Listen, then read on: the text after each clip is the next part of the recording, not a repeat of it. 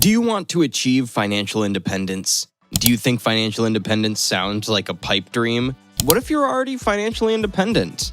What exactly is financial independence? The list could go on, but financial independence, for example, is frequently defined as having enough money to live a comfortable life without having to work more. But does everyone fit under this definition? Financial independence, as exciting as it may sound, can actually mean a million different things depending on who you ask.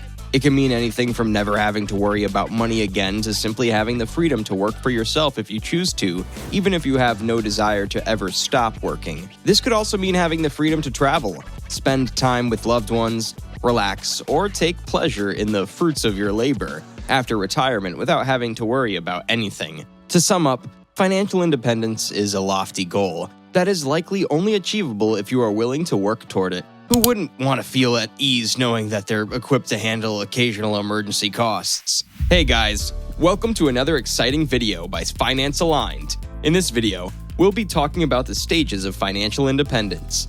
But before we continue, kindly like this video, subscribe to the channel, and hit the bell icon to stay notified of more interesting videos just like this one. With that done, let's get right into the video. You're in the right place if you're certain that having financial independence is what you want. Let's take a look at the 7 important stages of financial independence in this video, which are broken down according to where you are in your financial journey and the best path for you to take. So, let's begin. Stage 1. Total financial dependence. You are in the dependent stage if your income is not enough to cover your expenses or if you make no money at all. If you depend on your parents' support or any other kind of financial aid from a third party, you are considered to be a dependent. Making a good living, especially by accumulating some savings, emergency funds, or income, is the first step toward financial freedom. To have complete financial independence, try to imagine what you would do if you didn't have to get up every morning to an alarm and go to work. Where do you want to call home? If you had endless time, what would you do? Before you go too far, keep in mind that it will be more challenging to make the extravagant lifestyle you envision a reality. The sooner you achieve financial freedom, the more minimalist you'll be. To become financially independent, you should start making plans for your life and setting goals and objectives before starting anything, no matter how small. Then work hard and set aside a certain amount of your income for savings. Keep to that percentage, whether it be 10 or 15%, in both good and bad times. Give permission for it to be automatically withheld from your paycheck and deposited right into a savings or retirement account. Stage 2. Financial solvency. You are in this stage if your expenses are lower than your income. When you are financially solvent, you are likely to be able to meet your commitments, such as making bill payments and other withdrawals from your accounts, without actively relying on anybody else. We encounter the survival level when we reach this stage. When you keep your expenses below what you make, you'll either make money or save money. Even though you already have debts, you won't be taking on any new ones, and more importantly, you'll be able to pay your bills on time each month. Getting a job that will enable you to earn enough money so that you are not dependent on your parents for necessities is the first step toward financial stability for students. Reaching solvency may require taking a job that pays more, increasing your income, or cutting back on your spending if you are currently making money. Stage 3. Financial stability. When you are consistently able to meet your financial obligations, when you've paid off your debts, and when you can afford low costs, then you can start saving. This extra income can serve as your emergency fund, a source of money you can turn to in case of an unexpected expense. In most cases, if you find yourself in stages 1 or 2, your only choices are to borrow money, take out a loan, or let your obligations slide to pay for the emergency. If you had any money set aside, this would not be the case. Having some sizable debts at this point is completely normal and acceptable. Although you may still be making monthly payments on your mortgage or school loan, you don't need to take on any more consumer debt because almost all of your credit card debt has already been paid off.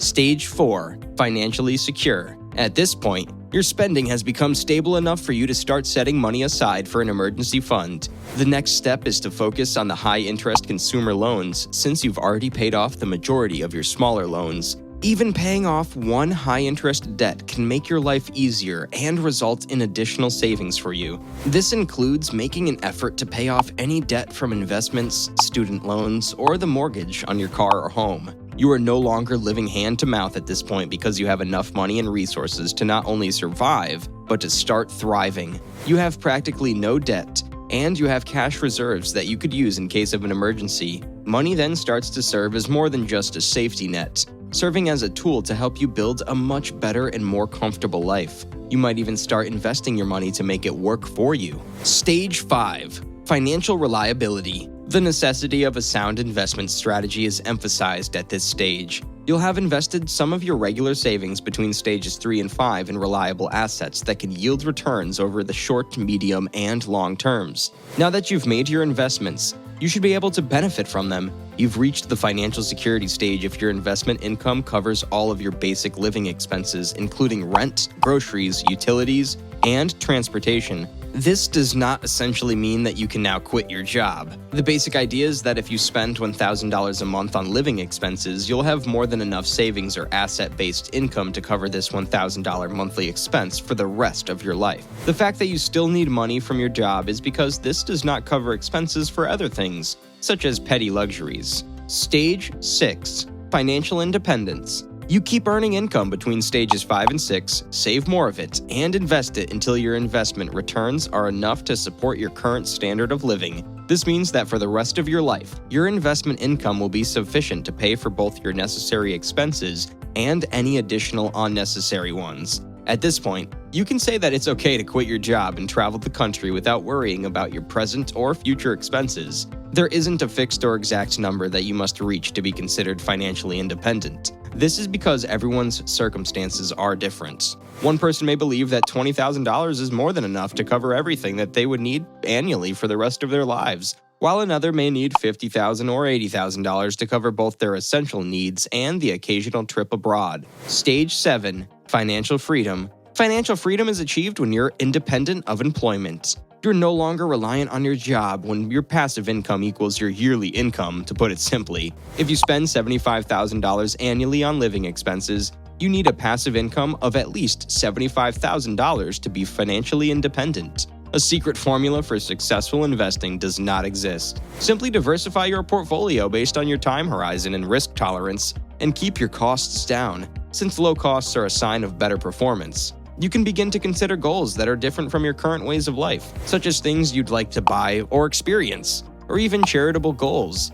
Determining these goals and how to use your investment income to support them is essential. You can truly say that you're independent and financially free at this particular moment. Stage 8. Financial abundance. When you have enough for your lifestyle's necessities and luxuries while still having some left over for other things, you are at the final stage of the continuum. With the money you make from passive income, you can start your own company, invest in other ventures, buy more real estate, or donate it to charity. At this point, we're not just discussing smart money management, but also smart asset management. How are these idle resources managed? How do you allocate the profits from all of these different investments? Who are the people who will gain from these investments and assets in the future? What percentage would you divide between your family and friends? If you've acquired financial abundance, you should consider all of these things. A lot of people focus primarily on achieving financial freedom and pay little attention to the stages along the way. From this vantage point, financial independence is reduced to an ideal, an impossibly lofty objective,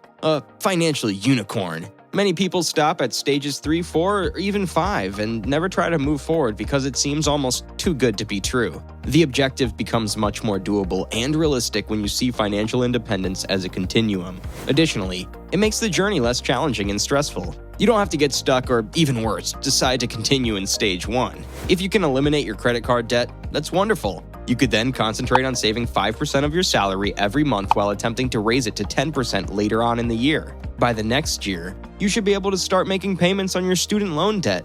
Every action, no matter how insignificant, is supposed to serve as an important stepping stone that moves you closer to the other end of the spectrum. Making investments is a fundamental and essential part of sound money management, and it comes after you reach these stages of financial freedom. From stages 5 to 7, your work and any wages you earn from employment are pushed to the side. Your focus has now shifted to creating and managing your investments because you are no longer dependent on your paycheck to pay for your essential expenses. The goals at the far end of the spectrum are closer with every dollar saved and every debt or loan repaid. Why do people want to win the lottery jackpot when they can't usually avoid these processes? Remember that you are in control of this journey and that you can overcome financial obstacles to experience smooth sailing by making your own decisions and exerting your efforts. To become financially independent, you must grow your skills, your identity, and your net worth. That's it for today. What do you think about this video? Kindly let me know what you think about this video in the comment section below. Don't forget to like and subscribe to this video. Also hit the bell to receive more updates. See you next time. Thanks for watching.